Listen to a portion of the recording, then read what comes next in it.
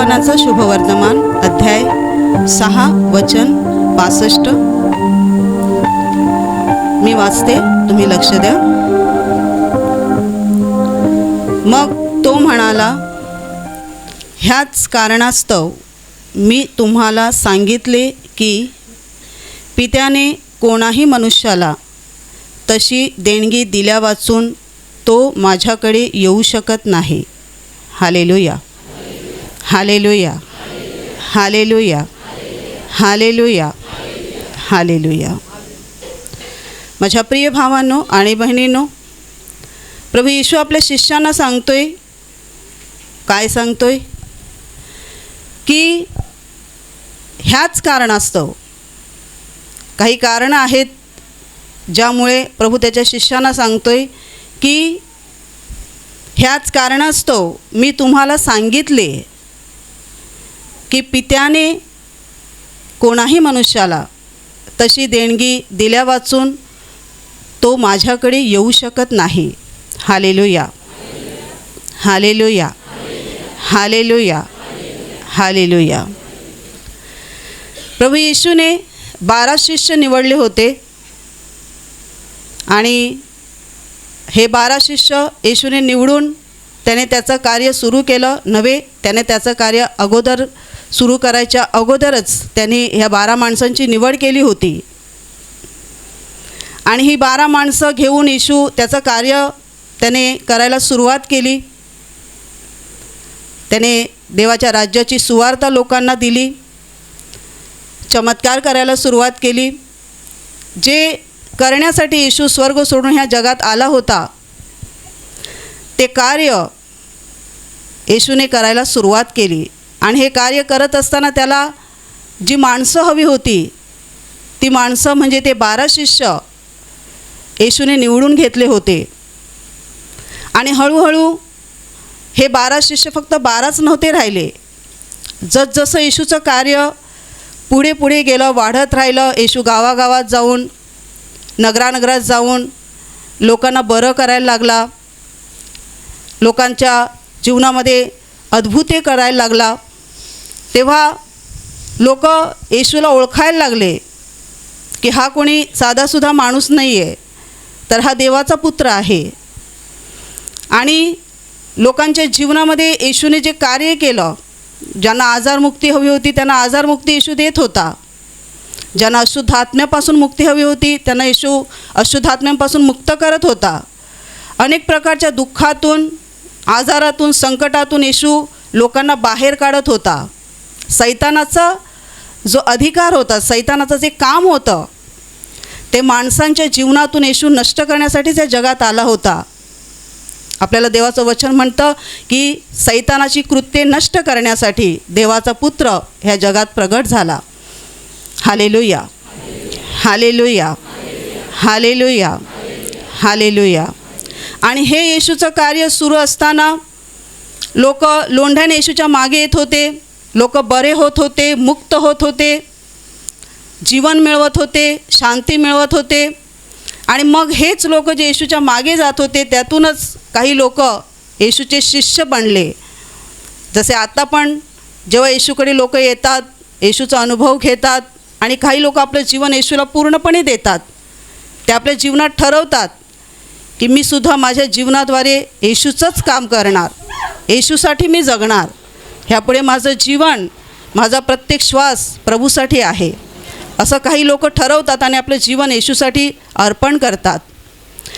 त्यावेळेससुद्धा येशू जेव्हा कार्य त्याचं करत होता तेव्हा अनेक लोक त्याच्या मागे येत होते. त्यातूनच काही लोक येशूचे शिष्य पण बनले. आणि एका शुभवर्तमानात असं म्हटलेलं आहे की जवळजवळ 72 शिष्य येशूकडे होते, 72 शिष्य येशूच्या मागे आले होते. आणि 72 शिष्य मग येशू त्यांना कोणत्या तरी एका नगरात, गावात पाठवायचा, त्यांना अधिकार द्यायचा. आणि एकदा येशूनं असं केलंही होतं, त्यांनी त्याच्या शिष्यांना पाठवलं होतं अधिकार देऊन लोकांना बरं करण्यासाठी, सैतानाच्या हातातून त्यांना मुक्त करण्यासाठी येशूने त्यांना अधिकार दिला होता. आणि येशू असं करत होता, त्याच्या शिष्यांना, त्यांच्या शिष्यांद्वारे येशू कार्य करत होता.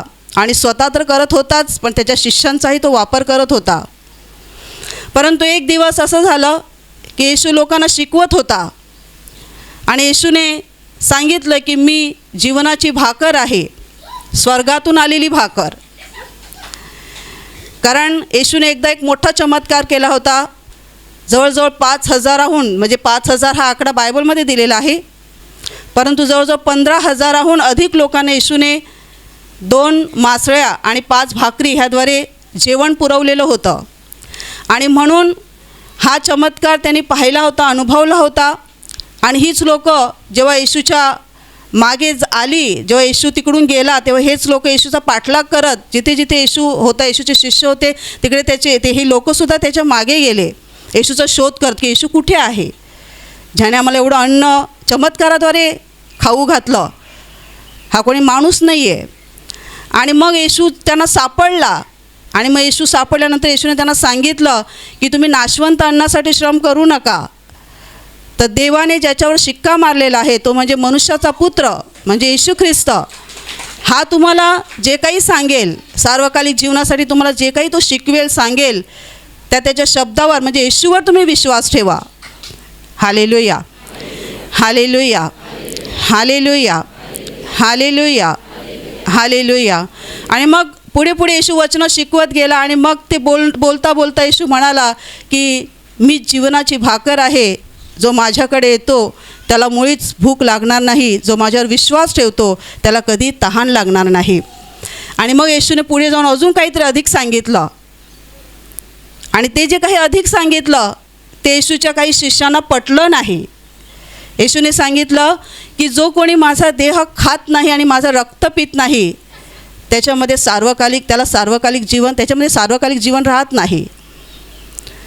जो माझ्यावर विश्वास ठेवतो, माझ्याकडे येतो आणि माझ्यावर विश्वास ठेवून जो ह्या मार्गाने जाणार नाही, चालणार नाही, त्याला जीवन मिळणार नाही. पण येशूने ते आत्मिक रूपाने त्यांना सांगितलं की जो माझा देह खाईल आणि माझं रक्त पिईल त्याला सार्वकालिक जीवन मिळेल. Hallelujah, hallelujah, hallelujah, hallelujah. पण ते यहूद्यांना, म्हणजे यहूद्यांतून जे शिष्य येशूकडे आले होते त्यांना हे पटलं नाही. हा कसा त्याचा देह आपल्याला खायला देईल आणि आपण ह्याचं कसं रक्त प्यायचं, हे असं कधी होतं का? आणि म्हणून त्यांना हे पटलं नाही. त्यांना संशय वाटला की येशू नक्की देवाचा पुत्र आहे की नाही वगैरे, त्यांच्या मनात अनेक संशय निर्माण झाले. आणि मग ते सगळे येशूला सोडून गेले. फक्त जे 12 शिष्य होते ते राहिले होते, पण बाकीचे जे 72 वरचे शिष्य होते, म्हणजे जवळजवळ 62 60पर्यंत जे शिष्य होते ते सगळे येशूला सोडून गेले, 12 शिष्य सोडून. आणि हे सगळे सोडून गेल्यानंतर बायबल असं म्हणते की परत ते त्याच्याबरोबर चालले नाहीत. येशूला जे शिष्य सोडून गेले ते पुन्हा त्याच्याबरोबर चालले नाहीत, कधीच चालले नाहीत परत. पण हे 12 शिष्य होते ते येशूबरोबर राहिले. त्यातला पण एक शिष्य यहूदा इस्करियोत, हा येशूला ह्याने धरून दिलं आणि तो पण येशूला सोडून गेला. त्याने स्वतः गळफास घेतला. बाकी राहिलेले 11 शिष्य होते. हे शिष्यसुद्धा येशूचं जेव्हा बलिदान होत होतं तेव्हा येशूला सोडून गेले होते. सगळ्यांनी येशूला सोडलं होतं, येशू एकटा राहिला होता. पण येशूने त्यांच्यासाठी प्रार्थना केली होती. येशू म्हणाला होता पेत्राला की मी तुमच्यासाठी प्रार्थना करणार आहे, तुझ्यासाठी प्रार्थना करणार आहे, आणि जेव्हा तू वळशील तेव्हा तू तुझ्या भावांनासुद्धा स्थिर कर. आणि येशूने पेत्रासाठी प्रार्थना केली होती म्हणून पेत्र वळला. आणि मग जे दुसरे येशूपासून दूर गेले होते त्यांनासुद्धा पेत्राने स्थिर केलं, म्हणजे पेत्राद्वारे देवाने त्यांना स्थिर केलं. Hallelujah, hallelujah, hallelujah, hallelujah. येशू म्हणतो की ह्याच कारणास्तव मी तुम्हाला सांगितले की पित्याने कोणाही मनुष्याला तशी देणगी दिल्या वाचून तो माझ्याकडे येऊ शकत नाही. 72 शिष्य होते, 72मधून फक्त 12 राहिले, त्यातूनही 11 राहिले. माझ्या प्रिय भावांनो आणि बहिणींनो, हे सगळे लोक का गेले परत? कारण त्यांना येशूचं शिक्षण मान्य झालं नाही. येशूने जे शिकवलं, जे सत्य त्यांना सांगितलं ते त्यांना कळलं नाही, समजलं नाही, त्यांना मान्य झालं नाही. आणि म्हणून ते प्रभूला सोडून गेले, कायमचे सोडून गेले. परंतु फक्त हे 11 जण उरले होते 12वा जो पकडून. Hallelujah, hallelujah, hallelujah, hallelujah, hallelujah, hallelujah, hallelujah. माझ्या प्रिय भावांनो आणि बहिणींनो, येशू म्हणतो पित्याने कोणाही मनुष्याला तशी देणगी दिल्या वाचून कोणीही माझ्याकडे येऊ शकत नाही. येशूकडे येणं, येशूला ओळखणं, येशूवर विश्वास ठेवणं, त्याला प्रभू म्हणून स्वीकारणं, त्याच्याकडे रोज प्रार्थना करणं, ही काही साधी सोपी गोष्ट नाही आहे. आज तुम्ही इकडे बसलेला आहात, मी इकडे उभी आहे. आपण येशूवर विश्वास ठेवतो. आपल्याला असं वाटते, कधी कधी असं वाटते की हे सहज आहे. सहज. तुमच्यापैकी कोणी 5 वर्षांपूर्वी येशूकडे आला असेल, कोणी 1 वर्षा अगोदर, कोणी 1 महिन्या अगोदर, कोणी 20 वर्षा अगोदर, कोणी 15 वर्षांअगोदर. आपल्याला कधी कधी असं वाटते की मी येशूकडे आलो आणि मी येशूवर विश्वास ठेवला आणि आता मी येशूकडे प्रार्थना करतो, मग मी येशूकडे मागतो आणि येशू माझं ऐकतो. हे सगळं सहज होत नाही. हे असंच घडत नाही. हे असं का होतं आपल्या जीवनात आणि आपण का प्रभूमध्ये आहोत किंवा आपण का प्रभूला चिकटून आहोत, ह्याच्यामागे कारण जे आहे ते येशूनेकडे दिलेलं आहे. तुमच्यावर आणि माझ्यावर देवाची दया झालेली आहे. आपल्याला ती देणगी मिळालेली आहे. आपल्यावरती कृपा झालेली आहे, दया झालेली आहे की आपण देवाचा पुत्र येशू ख्रिस्त ह्याला ओळखावं, त्याच्यावर आपण विश्वास ठेवावा आणि त्याच्यावरील विश्वासाच्याद्वारे आपलं तारण व्हावं, आपल्याला मुक्ती मिळावी, आपली पापं क्षमा व्हावीत. आणि म्हणून देवपित्याने आपल्यावर दया केलेली आहे आणि ही देणगी, ही कृपा देवपित्याने आपल्यावर केलेली आहे. Hallelujah, hallelujah, hallelujah, hallelujah, hallelujah, hallelujah. पुष्कळ लोक जेव्हा प्रार्थनेला येतात आणि खूप वर्ष त्यांना जेव्हा येशूमध्ये येऊन होतात, तेव्हा काही लोकांना ही गोष्ट सहज वाटते आणि काही लोकांना तर गर्व पण येतो. मी अमुक वर्ष झाले प्रार्थनेला येतो, अमुक वर्ष झाले मी येशूकडे येतो, येशूवर विश्वास ठेवलेला आहे. आणि मग काही लोक त्याविषयी गर्व पण करतात आणि फुशारक्या पण मारतात. मी अमुक वर्षापासून येतो, मी तमुक वर्षापासून येतो. माझ्या प्रिय भावांनो आणि बहिणींनो, तुम्ही किती वर्षापासून प्रभूकडे येत असाल, किती महिन्यांपासून तुम्ही प्रभूकडे येत असाल आणि येशूकडे आल्यानंतर आत्ता जे तुम्हाला ज्ञान तुमच्याकडे आहे, जो प्रकाश तुमच्या आत्म्यात आलेला आहे, जे जीवन, जी शांती तुम्ही मिळवलेली आहे, जे काही तुम्हाला मिळालेलं आहे येशूकडे येऊन, ते आत्मिक असो की भौतिक असो, हे जे तुम्हाला मिळालेलं आहे आणि त्यात जर तुम्ही आजच्या दिवसापर्यंत जर तुम्ही टिकून आहात, तर ही तुमची ताकद नाही आहे. ही तुमची ताकद नाही आहे, ही माझी ताकद नाही आहे. ही ताकद स्वर्गीय पित्याने आपल्याला दिलेली आहे. ही कृपा त्याने आपल्यावर केलेली आहे. म्हणून आपण येशूमध्ये या क्षणापर्यंत आहोत. Hallelujah, hallelujah, hallelujah, hallelujah, hallelujah. म्हणून तुम्ही इतक्या वर्षापासून आहात ना, जर तुम्ही 5 वर्षापासून प्रभूमध्ये आहात किंवा 10 वर्षापासून आहात आणि जर आजचा हा दिवस तुम्ही येशूमध्ये पाहिलेला आहे, तर नेहमी प्रत्येक दिवसाबद्दल प्रभूला धन्यवाद द्या आणि प्रभूला सांगा की प्रभू, तुला हृदयापासून धन्यवाद की आजचा हा दिवस मी तुझ्यामध्ये पाहिला आहे. कारण पुष्कळ लोक आहेत ज्यांच्यावर कृपा झाली, पण ते या कृपेतून बाहेर पडले आणि आता पुन्हा त्याच अंधारामध्ये गेलेले आहेत. पण आपण आहोत म्हणून ह्या गोष्टीचा गर्व नाही करायचा, मिजाच नाही करायची. मी कोणीतरी मोठा आहे. मग तुम्ही देवाचे सेवक असाल किंवा सेविका असाल किंवा तुमच्या जीवनामध्ये तुम्ही कोणत्याही क्षेत्रात काम करणारे असाल आणि त्या क्षेत्रात देवाने तुम्हाला आशीर्वादित केलेलं आहे, तुम्ही कुठेतरी कोणत्या तरी जागेत देवाने तुम्हाला उंच केलेलं आहे, कारण तुम्ही येशूकडे आल्यानंतर तुमच्या जीवनात हे आशीर्वाद आले असतील. म्हणून स्वतःला शहाणे समजू नका, स्वतःला मोठे समजू नका कधी. कारण तो सैतान लुसिफर स्वर्गातून फेकला गेला एकाच कारणामुळे, त्याच्यामध्ये गर्व आला. गर्व आला त्याच्यामध्ये. तो स्वतःला देवासमान लेखू लागला. मी पण देवासारखा आहे, म्हणून दिव्य दूतांनी, देवाच्या दूतांनी माझी पण उपासना केली पाहिजे. आणि त्याच्या ह्या गर्वामुळे त्याला स्वर्गातून खाली फेकलं गेलं. म्हणून सांभाळा, खूप वर्षापासून आपण येशूमध्ये स्थिरायला लागलो, मुळवायला लागलो, की तो दुष्ट सैतान आपल्या जीवनात तो नेहमीच आपला पिछा करत असतो अनेक मार्गाने. परंतु गर्व आपल्यामध्ये यावा ह्यासाठी सैतान नेहमी वाट बघत असतो. म्हणून कोणत्याही गोष्टीचा, आणि विशेष जर तुम्ही खूप वर्षापासून प्रभूला चिकटून आहात आणि प्रभूकडे प्रार्थना करत आहात, त्याच्या घरात तुम्ही येता, त्याची आराधना करता, तर तुम्ही ह्या विषयीचा गर्व करू नका. आणि जे नव्याने लोक येतात त्यांना तुम्ही तुच्छ पण लेखू नका, कोणाला कमी लेखू नका.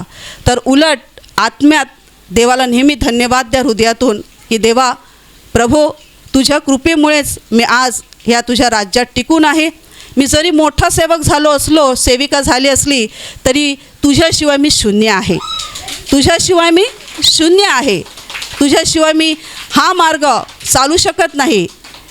कारण पहा, जेव्हा आपण अंधारात होतो, तेव्हा आपण आत्मिक दृष्टीने उघडे नागडे होतो. आपल्या आत्म्याला वस्त्रे नव्हती, वस्त्रे घातलेली नव्हती. आपण आत्म्यात उघडे नागडे पडलो होतो. त्या सैतानाच्या हातामध्ये आपण असे जकडलेले होतो. पाप हे आपलं जीवन होतं. पाप करणं, रात्रंदिवस विचाराने पाप, डोळ्याने पाप, बोलण्याने पाप, काम करण्याने पाप, प्रत्येक आपलं जे काही आपलं जीवन होतं ते आपलं पापच होतं. आणि आत्मिक दृष्टीने आपण आंधळे होतो आणि आत्मिक दृष्टीने आपण उघडे नागडे पडलो होतो. परंतु जेव्हा येशू आला आणि येशूने स्वतःचं क्रूसावर बलिदान केलं, त्याने त्याचं पवित्र रक्त वाहिलं, तेव्हा त्या रक्त वाहण्याद्वारे त्या परमेश्वर पित्याने त्याच्या पुत्राच्या रक्ताने आपल्याला आंघोळ घातली. रक्ताने आपल्या आत्म्याला आंघोळ घातली, आपल्याला धुवून शुद्ध केलं.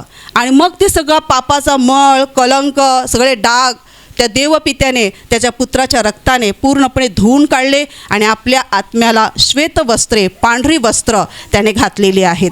Hallelujah, hallelujah, hallelujah, hallelujah, hallelujah, hallelujah. माझ्या प्रिय भावांनो आणि बहिणींनो, म्हणून कधी मिजाज करू नका.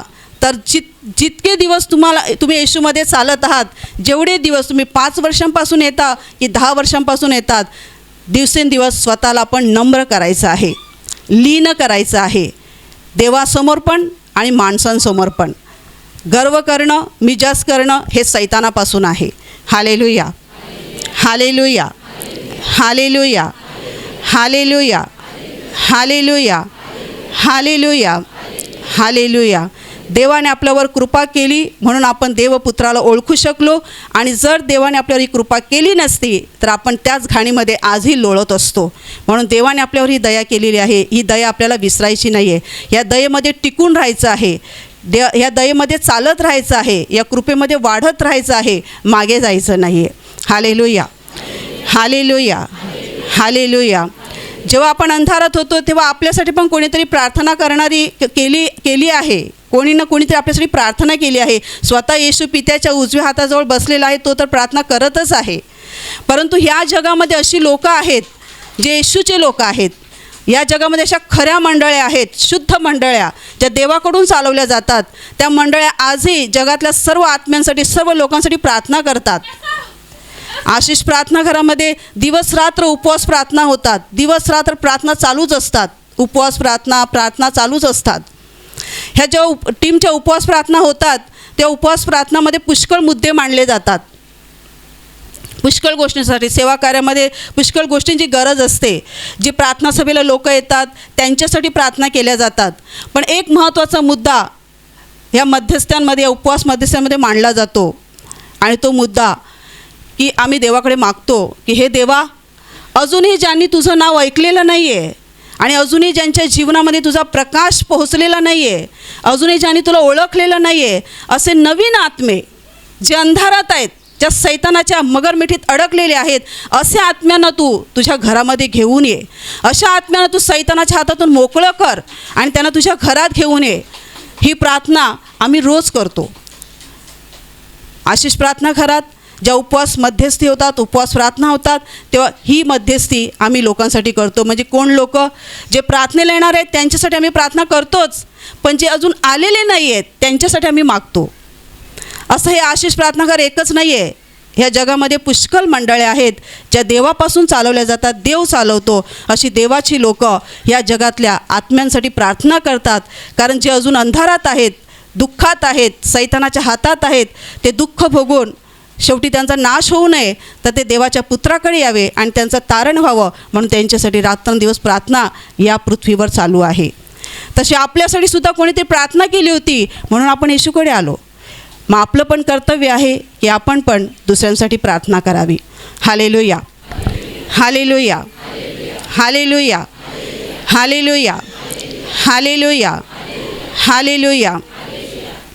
तुमच्या कुटुंबामध्ये अशी कोणीतरी एखादी व्यक्ती असेल, तुमचा मुलगाच असेल किंवा तुमची कोणी प्रिय व्यक्ती, तुमचं कोणी नातेवाईक असेल जे अजूनही प्रभूकडे आलेलं नाही आहे, त्यांना त्यांच्या जीवनात प्रकाश आलेला नाही आहे, अशा भावा बहिणींविषयी, अशा तुमच्या प्रिय लोकांविषयी तुम्ही निराश होऊ नका.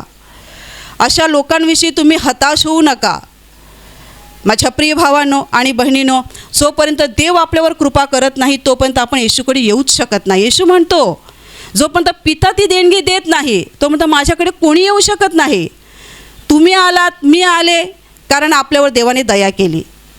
म्हणून जे आपले प्रिय लोक आहेत, आपले नातेवाईक आहेत, आपली उन्हाळ मुलं, उद्धट मुलं, दारू पिणारा नवरा असो की व्यसनी मुलगा असो की कोणी कट्टर आपले नातेवाईक असो, कोणी असो, आपण त्यांच्यासाठी प्रार्थना करायची आहे.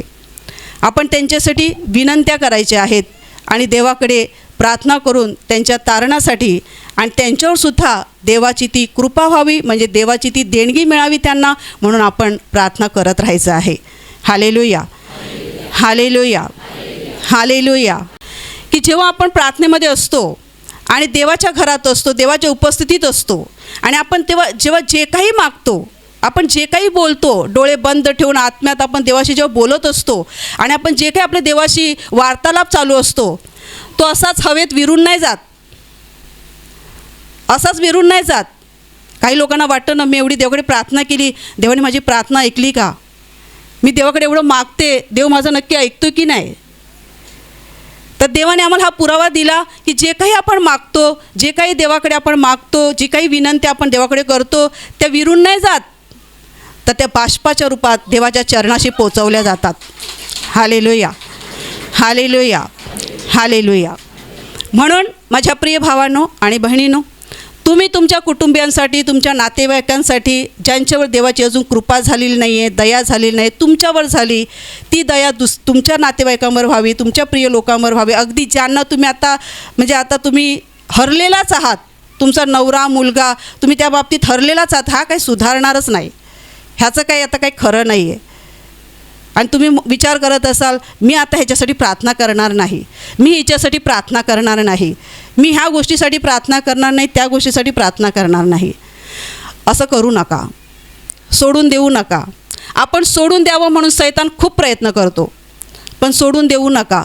तुम्ही केलेली प्रार्थना देव त्याच दिवशी, त्याच घडीला ऐकत असतो, पण त्याचं उत्तर द्यायला देव वेळ लावतो, कारण तो त्याच्या वेळापत्रकानुसार काम करतो, आपल्या वेळापत्रकानुसार काम करत नाही. आपण काय करायचं? आपलं काम आहे विश्वास धरून, धीर धरून, थांबून राहणं. कारण बायबलमध्ये वचन आहे, प्रतीक्षा कर, प्रतीक्षा करा. कुणाची? परमेश्वराची प्रतीक्षा करा.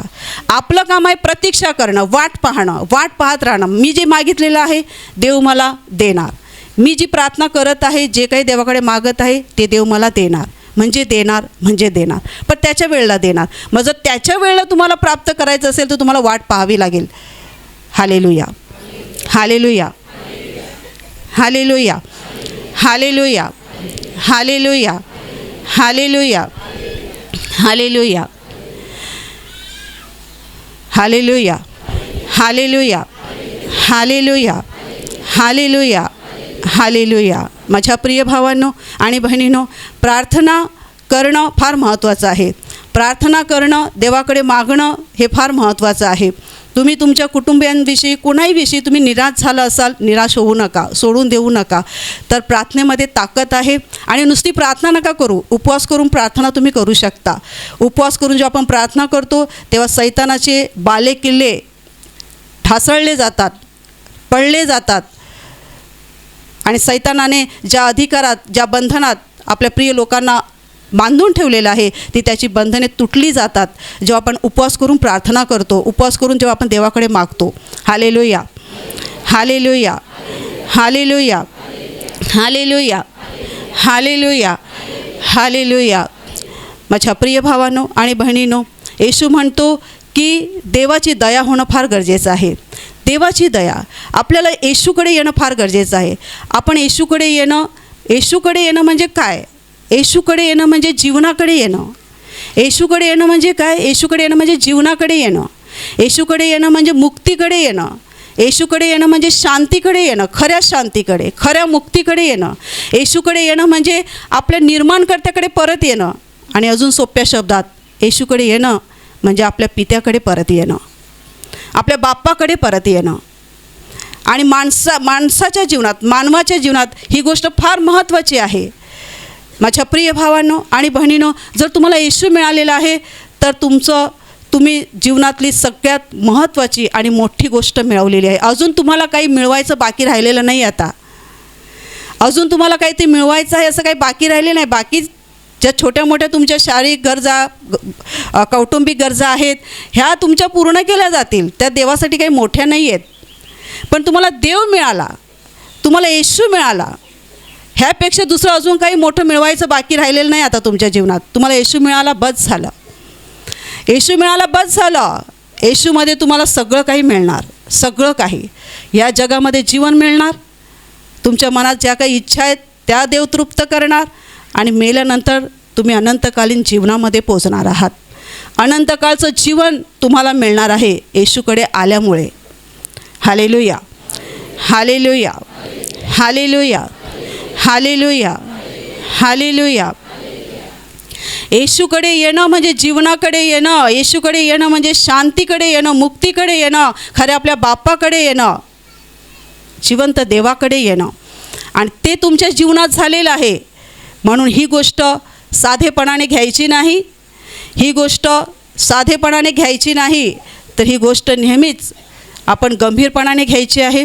आणि गंभीरपणाने आपण आपल्या प्रभूला चिकटून राहायचं आहे, येशूला चिकटून राहायचं आहे, येशूचा हात घट्ट धरून राहायचं आहे, प्रार्थनेला येत राहायचं आहे, घरी प्रार्थना करत राहायचं आहे. तुम्हाला बायबल वाचता येतं तर वाचन करायचं, नाही वाचता येत दुसऱ्या कोणाला वाचून दाखवायला सांगायचं किंवा रेकॉर्डेड बायबल वाचा. कसंही करून येशूला चिकटून राहायचं आहे. ज्या जीवनाकडे तुम्ही आलेले आहात त्या जीवनाला चिकटून राहायचं आहे, सोडून जायचं नाही, मागे हटायचं नाही आहे. कारण ही कृपा तुमच्यावर कोणी माणसाने केलेली नाही आहे. ही कृपा तुमच्यावर स्वर्गीय पित्याने केलेली आहे, स्वर्गीय देवाने केलेली आहे. येशूला ओळखणं ही साधी सोपी गोष्ट नाही आहे. या जगामध्ये पुष्कळ मोठे मोठे लोक आहेत, ज्ञानी पंडित, ज्यांच्याकडे खूप ज्ञान आहे, पण त्यांच्याकडे एवढंसं ज्ञान नाही आहे, देवाच्या पुत्राला ओळखण्याचं ज्ञान.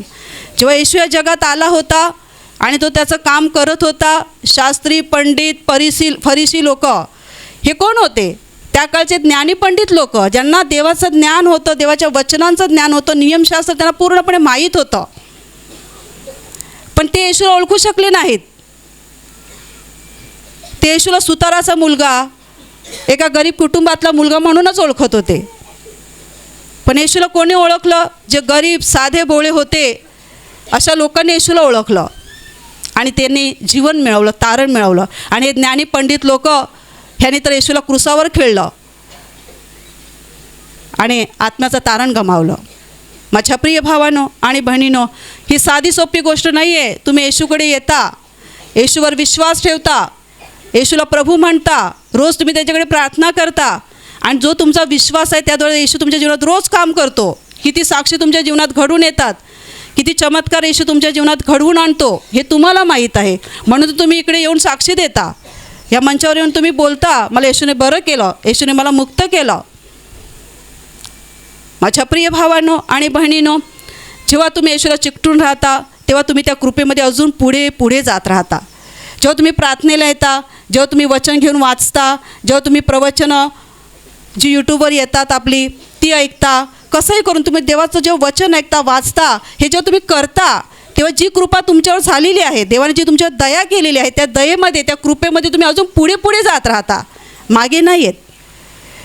पण जे प्रार्थनेला येणं बंद करतात, बायबल वाचत नाहीत, येशूकडे प्रार्थना करत नाहीत, वचन ऐकत नाहीत, आणि दुसरी गोष्ट जे ऐकतात त्याप्रमाणे आपलं जीवन जागत नाहीत, चालवत नाहीत, ही लोकं हळूहळू त्यांना पण कळत नाही, हळूहळू ते त्या कृपेतून, त्या दयेतून मागे मागे जातात.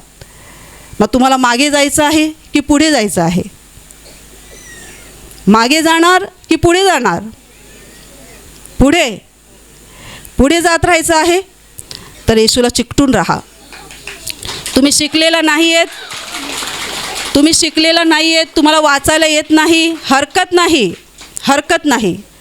तुम्ही इकडे जी प्रवचनं ऐकतात ती, आणि जर घरी तुम्हाला ऐकायला मिळत असेल कोणाच्या मोबाईलवरून वगैरे, जे काही तुम्ही ऐकता हे हृदयाशी घट्ट पकडून ठेवा. जे काही तुम्ही इथून ज्ञान ऐकता देवाचं, ते तुम्ही अंतःकरणात घट्ट पकडून ठेवा आणि त्याला चिकटून राहा, त्याप्रमाणे चालत राहा, त्याप्रमाणे आपल्या जीवनामध्ये बदल पण करा. नुसतं ऐकून, एका कानाने ऐकून दुसऱ्या कानाने सोडत जाऊ नका, तर त्याप्रमाणे आपलं जीवन जगा, त्याप्रमाणे चाला. कारण आपला प्रभू फक्त प्रभू नाही आहे, तो हृदय बघणारा प्रभू आहे, हृदय पाहणारा, हृदय पारखणारा परमेश्वर आहे. हृदय त्याला नीट आणि खरं हृदय पाहिजे, शुद्ध झालेलं, साफ झालेलं, ज्या हृदयात त्याच्यावर प्रेम आहे पण त्याच्या वचनांना पण मान आहे. तुम्ही येशूकडे येणार, येशू करणार, पण येशू सांगतो ते करणार नाही तर काय फायदा आहे? काय उपयोग आहे? येशू करणार, पण येशू सांगतो ते जर करणार नाही तर काय फायदा आहे? काही उपयोग नाही. नुसतं येशू करून आपण स्वर्गात जाणार नाही. येशू स्वतः म्हणाला, मला प्रभूजी म्हणणारे सगळे स्वर्गात जाणार नाहीत, तर जे माझ्या स्वर्गीय पित्याच्या इच्छेप्रमाणे करतात तेच स्वर्गात जातील. म्हणून माझ्या प्रिय भावांनो आणि बहिणींनो, मुख्य गोष्ट तुमच्यावर झालेली कृपा, तुमच्यावर झालेली दया ही देवाने तुम्हाला दिलेली देणगी आहे. या देणगीतून बाहेर पडायचं नाही आहे. तो दुष्ट आपल्याला त्यातून बाहेर काढण्यासाठी रात्रंदिवस प्रयत्न करतो, रात्रंदिवस आजार देतो, आपल्याला संकटात असं अडकून ठेवतो, दुःखामध्ये असं आपल्याला असं घट्ट पकडून ठेवतो. आपण देवाचे आहोत तरी पण कधी कधी आपल्या पापांमुळे आपल्याला आजार येतात, आपल्याला दुःखामध्ये अडकून राहावं लागतं. म्हणून येशू आपल्याला नेहमी म्हणतो आपण आपलं हृदय साफ केलं पाहिजे, सगळ्यांना क्षमा करत राहिलं पाहिजे, आपल्या हृदयातली पापाची घाण आपण काढून टाकत राहिलं पाहिजे. जसं येशूला आपलं अंतःकरण हवं तसं नेहमी हे हृदय आपलं साफ ठेवत राहिलं पाहिजे. आणि मग जेव्हा आपण असं करत जातो तेव्हा आपल्या जीवनावर सैतानाचा अधिकार होत नाही, चालत नाही. आणि जरी त्याने आपल्याला काही काळासाठी दुःख दिलं तरी तो आपल्याला कायमचं बांधून ठेवू शकत नाही आणि कधी तो ठेवू शकत नाही. पण अनेक वेळा आपण चुकतो, पापं करतो, म्हणून सैतानाला संधी मिळते. ही संधी आपल्याला द्यायची नाही आहे. आणि आपण जरी दिली आणि पापं केली तरी त्याचा खऱ्या हृदयाने पश्चाताप करत राहायचा आहे आणि येशूकडे येत राहायचं आहे, प्रार्थना करत राहायचं आहे. प्रभूला चिकटून राहा. जी कृपा देवाने तुमच्यावर केलेली आहे ती कृपा, त्या कृपेत स्वतः टिकून राहा. आणि त्या कृपेमध्ये तुमचे नातेवाईक, तुमचे प्रिय लोक आणि ज्यांच्याशी तुम्ही आशा सोडली आहे, तुमचा मुलगा, नवरा, जे कोणी असतील ते पण त्या कृपेमध्ये यावेत. म्हणून तुम्हाला गुडघ्यावर येऊन उपवास करून त्यांच्यासाठी प्रार्थना करा. तुमच्या प्रार्थनेचं उत्तर तुम्हाला खात्रीने मिळणार. Hallelujah, hallelujah, hallelujah. देवाला फक्त तुम्हालाच नाही वाचवायचं आहे, देवाला तुमच्या पूर्ण कुटुंबाला आणि तुमच्या घराण्याला वाचवायचं आहे, पूर्ण घराण्याला. जुन्या करारामध्ये जेव्हा वल्हांडण सण होणार होता, वल्हांडण सणा अगोदर देवाने इस्रायल लोकांना सांगितलेलं होतं की एक एक घराण्यामागे एक एक मेंढरू घ्या. आणि मोशेच्या फारूच्या गुलामगिरीतून इस्रायल लोक बाहेर पडणार होती आणि देव फारूच्या लोकांची झडती घेणार होता. आणि त्या अगोदर देवाने इस्रायल लोकांना सांगितलं होतं की तुम्ही एक एक मेंढरू घ्या, एक एक घराण्यामागे, एक एक कुटुंबामागे एक एक मेंढरू, आणि त्याचं रक्त तुम्ही दाराच्या बाह्यांवर लावा, कपाळपट्टीला आणि दोन्ही बाह्यांवर. ज्या घराच्या कपाळपट्टीला आणि दोन्ही बाह्यांवर रक्त दिसेल ते घर मी ओलांडणार. त्या घरातल्या लोकांना मी काही त्रास देणार नाही किंवा जी शिक्षा किंवा जो काही दंड मी आणणार आहे तो त्या घरावर येणार नाही, ते घर मी ओलांडणार. मग ते इस्रायल घराणं असो की फारूच्या लोकांचं कोणाचं घराणं असो, कुटुंब असो, पण ज्या घरावर येशू रक्त 2 बाह्यावर आणि कपाळपट्टीवर लागलेलं असेल तेच घर मी ओलांडणार. देवाने एक एक कुटुंबामागे एक एक मेंढरू सांगितलेलं होतं. तुमच्या कुटुंबात, तुम्ही तुमच्या घराण्यात तुम्ही एकटेच जरी येशूवर विश्वास ठेवणारे असाल तरी माझ्या प्रिय भावांनो आणि बहिणींनो, तुमच्या एकट्याची प्रार्थना तुमच्या घराण्याचा तारण करायला समर्थ आहे. तुमच्या एकट्यांच्या प्रार्थनेद्वारे देव तुमच्या घराण्याला वाचवायला समर्थ आहे. तुमच्या एकट्याच्या प्रार्थनेद्वारे देव तुमच्या घराण्याला अनंतकालीन जीवनासाठी राखून ठेवायला समर्थ आहे. म्हणून स्वतःला कधी कमजोर आणि अशक्त समजू नका की मी एकटा आहे, मी एकटी आहे, माझ्या कुटुंबातलं कोणी येशूकडे येत नाही, येशूला ओळखत नाही, कसं होणार ह्यांचं कसं होईल, असं टेन्शनमध्ये राहू नका. तुम्ही स्वतःला तरी वाचू शकता का? मी स्वतःला वाचू शकते का? आपण आपल्याला वाचू शकत नाही. आपल्यावर देवाने दया केली म्हणून आता आपल्याला येशू कळतो आणि आपण येशूकडे मागतो.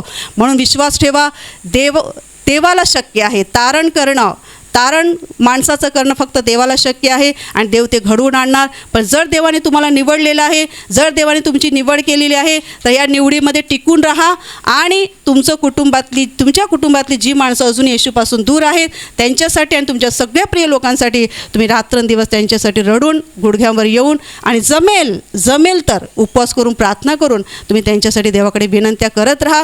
देव तुमच्या प्रार्थनांना योग्य वेळी उत्तर देणार आणि तुमच्याद्वारे तुमच्या कुटुंबाचं आणि तुमच्या घराण्याचं सुद्धा तारण होईल आणि त्यांच्यावर पण देवाची दया होईल की त्यांनी त्याचा पुत्र येशू ख्रिस्त ह्याला ओळखावं. Hallelujah, hallelujah, hallelujah, hallelujah, hallelujah.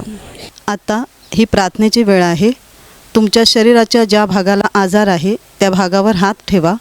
तिथे हात ठेवणे शक्य नसेल तर आपल्या छातीवर हात ठेवा. प्रभू येशू तुम्हाला स्पर्श करून बरं करणार आहे. तुमच्या शरीरातील प्रत्येक आजार प्रभू येशूच्या नावाने या क्षणाला निघून जाओ.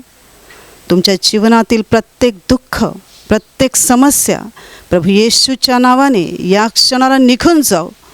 तुमच्या जीवनातील सर्व अंधार, सैतानाचं सर्व काम प्रभू येशूच्या नावाने या क्षणाला नष्ट हो. सर्व दुष्टात्म्यांनो प्रभू येशूच्या नावाने मी तुम्हाला आज्ञा देते, या क्षणाला या सर्वांचा ताबा सोडून निघून जा आणि त्यांच्यामध्ये शिरू नका. तुमच्या जीवनातील आणि तुमच्या कुटुंबातील सर्व शाप प्रभू येशूच्या पवित्र रक्तात या क्षणाला तुटून जाऊत. पवित्र आत्म्याच्या सामर्थ्याने, ज्ञानाने, आनंदाने आणि शांतीने तुमचं जीवन भरून जाऊ. तुमच्यावर आणि तुमच्या कुटुंबावर प्रभू येशूचे महान आशीर्वाद देऊ. आमेन.